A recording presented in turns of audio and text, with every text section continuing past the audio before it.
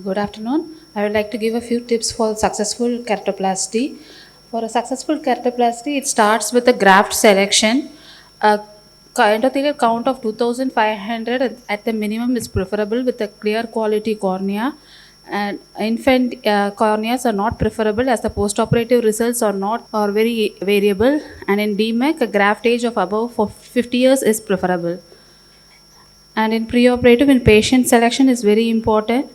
You have to check the vision, ensure the patient has perception of light and PR accuracy, check the corneal sensation, look for pupillary reaction. If it's not possible, check for reverse Marcus Gunn pupil and then dilate.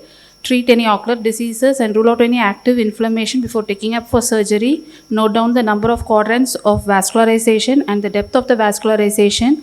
In the anterior chamber, look for anterior chamber stability with any synechia and look for the lens status. If the anterior chamber details are not seen, go ahead with a UBM and a B scan to rule out any posterior segment pathologies and then decide on the type of keratoplasty that the patient might need. And patient counseling is a very important part of keratoplasty because 90% of the success of keratoplasty depends on the patient's compliance post surgery.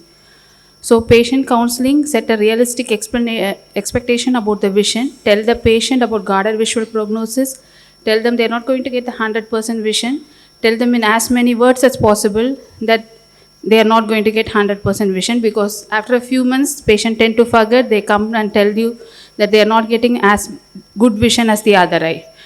In this age of daycare surgery, it is mandatory to explain to the patient that the peribulbar block is needed. Tell them about graft rejection and suture related complications. Tell them about the scope of residual refractive error correction, postoperative glaucoma, lens state, need for secondary IOL or any need for any secondary procedures. And tell the patient about frequent hospital visits and prolonged need for medications, even lifelong eye drops in certain cases. And there are chances of recurrence in case of dystrophy, which should be clearly mentioned to the patient. And on the day of surgery, we go with topical steroids, IV mannitol 200 ml IV stat, tablet alprazolam and ciprofloxacin tablet. And intraoperatively, we use a wire spectrum to reduce postoperative astigmatism. A Fellingra ring can be used, but it has to be centered to again reduce postoperative astigmatism. In this, a side port is made and rhexis is done and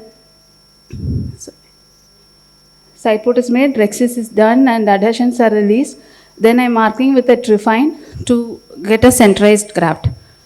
The graft should be as large as possible and as small as necessary. A smaller graft induces higher astigmatism. A well-centered definition is required as the eccentric diffraction can cause graft rejection and higher chances of astigmatism. In PK, oversized by 0.25 millimeter and in TKP, oversized by 0.5 and even 1 millimeter in case of eccentric and peripheral grafts.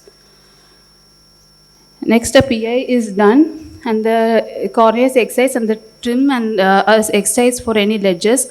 Cataractous lens is removed if required. And in case of clear lens, a pilocarpine is used before surgery to construct the pupil. Next, the graft is sutured onto the cornea with Tensilo nylon. The second corneal suture is very crucial to ensure graft alignment. The sutures are buried after suturing and then thorough visco wash is done.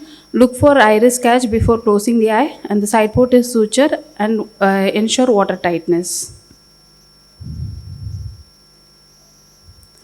Postoperatively, we give Predfort eye drops hourly, homemade eye drops 3 times a day, Vigamox eye drops 6 times, and lubricants along with oral antibiotics and NSAIDs. Tablet Dulcolex is given to prevent post-op constipation so that the patient doesn't strain, and anti-glaucoma medications are added if needed.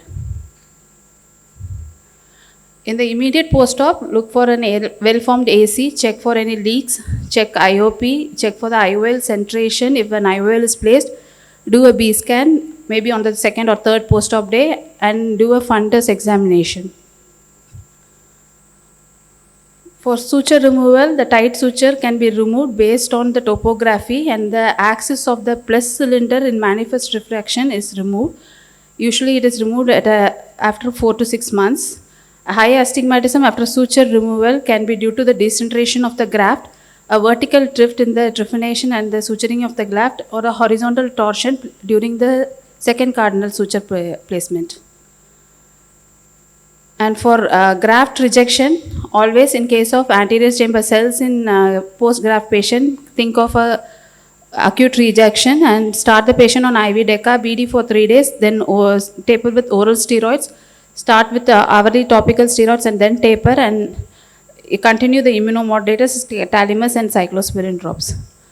So the 10 commandments for this will be: select a good quality graft and a good age for the graft, match the patient to the best possible procedure, counsel the patient, which is very important, select adequate size graft and good centration, do a PI to prevent pupillary block, take care in placing the second cardinal suture, bury the sutures, check for water tightness, add post-operative steroids and immunosuppressant, and do a timed suture removal. Thank you. Thank you, Dr. Niranjana. That was very precise and very clear presentation. Thank you very much for your presentation.